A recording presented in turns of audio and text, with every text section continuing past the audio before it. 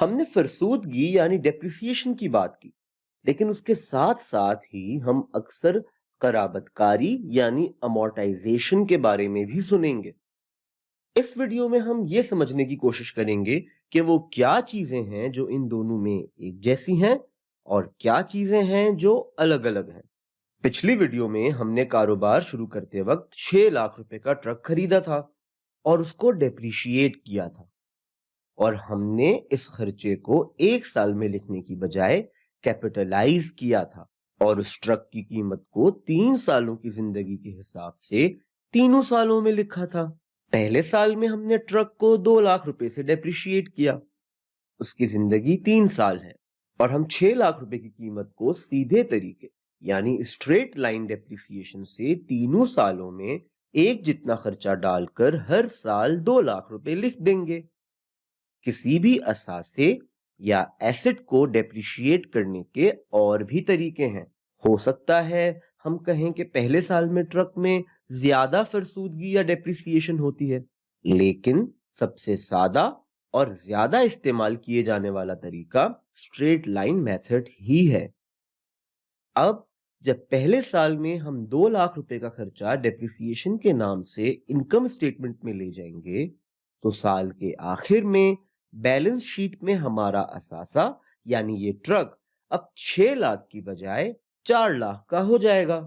پھر دوسرے سال میں ہم اور 2 لاکھ سے ٹرک کو ڈیپریشیٹ کر دیں گے تو دوسرے سال کے آخر میں اب ٹرک کی کتاب میں ویلیو 2 لاکھ پر آ جائے گی اور 2 لاکھ روپے کا ڈیپریسیشن خرچہ انکم سٹیٹمنٹ میں چلا جائے گا۔ تیسرے سال میں پھر انکم سٹیٹمنٹ میں 2 لاکھ روپے کا ڈیپریسیشن کا خرچہ جائے گا، اور یہ والا ٹرک جو ہم نے پہلے سال کے شروع میں خریدا تھا، تیسرے سال کے آخر میں یہ ٹرک ہماری بیلنس شیٹ سے ختم یا رائٹ آف ہو جائے گا۔ اب جب تک ہم دوسرا ٹرک نہیں خریدتے، ٹرک کی ویلیو ہماری کتاب میں 0 رہے گی، کیونکہ ہم نے ٹرک کی زندگی کا اندازہ 3 سال کا لگایا تھا، اور ہمارے خیال میں اب یہ ٹرک ہمارے کسی کام کا نہیں ہے۔ اس ٹرک کو اب ہم اسکریپ کر دیں گے، اور اس سارے عمل کو ہم ڈیپریسیشن کہتے ہیں۔ اب ہم کہتے ہیں کہ ہمیں ٹرک خریدنے کے بعد پتا چلتا ہے کہ حکومت نے ہماری سائز کے ٹرک پر 40,000 روپے کی فیس لگا رکھی ہے، جسے ادا کرنے کے بعد ہمارے پاس 4 سال تک ٹرک کو شہر کی سڑکوں پر چلانے کی اجازت ہوگی۔ ہم اسے لائسنس فیس کہیں گے۔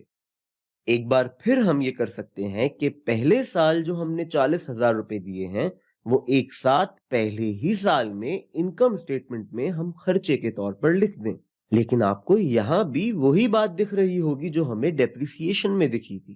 جب لائسنس ہم 4 سال تک استعمال کریں گے تو یہ بات شاید تھوڑی عجیب سی ہوگی کہ لائسنس کا سارا 40,000 روپے کا خرچہ صرف پہلے ہی سال میں لکھ دیں۔ تو اب ہم یہ کریں گے کہ ہم اس فیس کو اپنے اثاثے یا ایسٹ کے طور پر اپنی بیلنس شیٹ میں لکھ لیں گے، کیونکہ یہ ہمارا ایک ایسٹ ہے جو ہم اگلے 4 سال تک استعمال کریں گے، اور اب ہم اس رقم کی قرابت کاری کریں گے یا اس کو امورٹائز کریں گے۔ اس میں بھی وہی میتھ کا طریقہ استعمال ہوتا ہے جو ڈیپریسیشن میں ہوتا ہے۔ ہم کہیں گے اس لائسنس کا خرچہ ہمارے لیے 40,000 روپے ہے اور ہم اس کو 4 سال تک استعمال کریں گے۔ اس طرح اگر ہم 4 سالوں میں اس فیس کا ایک جتنا خرچہ لکھیں تو ہر سال 10,000 روپے کا خرچہ لکھیں گے، یعنی ہر سال ہم 10,000 روپے کا خرچہ امورٹائز کریں گے۔ ہم کہیں گے کہ یہ لائسنس ہم 4 سال استعمال کریں گے تو ہمارا 1 سال کا امورٹائزیشن کا خرچہ 10,000 روپے ہوگا۔ پہلے سال یہ خرچہ ہم بیلنس شیٹ سے نکال کر انکم سٹیٹمنٹ میں لے آئیں گے۔ اب پہلے سال کے آخر میں ہمارے پاس لائسنس کا ایسٹ 30,000 روپے کا رہ جائے گا۔ دوسرے سال کے آخر میں ہم پھر انکم سٹیٹمنٹ میں لائسنس کا 10,000 روپے کا خرچہ لکھیں گے اور بیلنس شیٹ میں اب یہ 20,000 روپے رہ جائے گا۔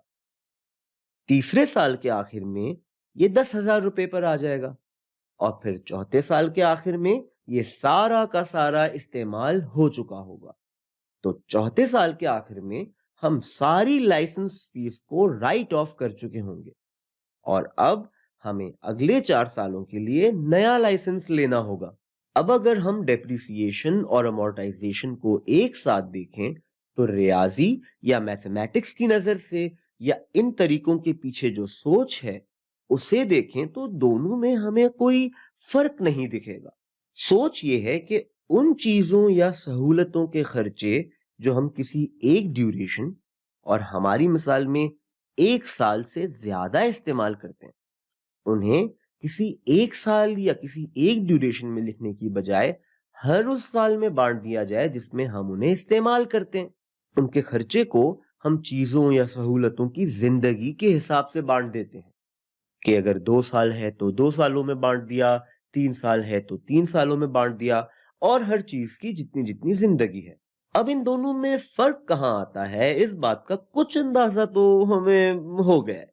ट्रक जैसा एसेट, जो कि हमारे सामने एक ऐसी चीज है जिसे हम देख सकते हैं, हाथ लगा सकते हैं, जैसे जमीन, मशीन, गाड़ियां वगैरह, इन चीजों को हम डेप्रिशिएट करते हैं।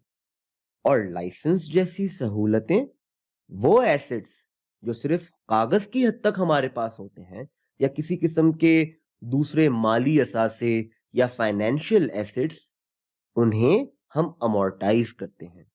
आप यही सोच रहे होंगे कि ये तो भाई एक ही चीज को 2 नाम देने वाली बात हुई ना। कुछ हद तक ऐसा ही है। डेप्रिसिएशन या अमोर्टाइजेशन का इस्तेमाल एसेट किस हद तक देखा जा सकता है और महसूस किया जा सकता है, या एसेट कितना टेंजिबल है, इस बात से हम ये फैसला करते हैं। अगर एसेट कागजी है, जैसे फीस या जैसे दुकान के बाहर बोर्ड लगाने की इजाजत लेने का खर्चा, तो हम उसे अमोर्टाइज करेंगे। लेकिन अगर हमने कोई ऐसा एसेट खरीदा है, जैसे ट्रक या बिल्डिंग वगैरह, जिसे हम देख सकते हैं, महसूस कर सकते हैं, हाथ लगा सकते हैं, तो उसे हम डेप्रिशिएट करेंगे।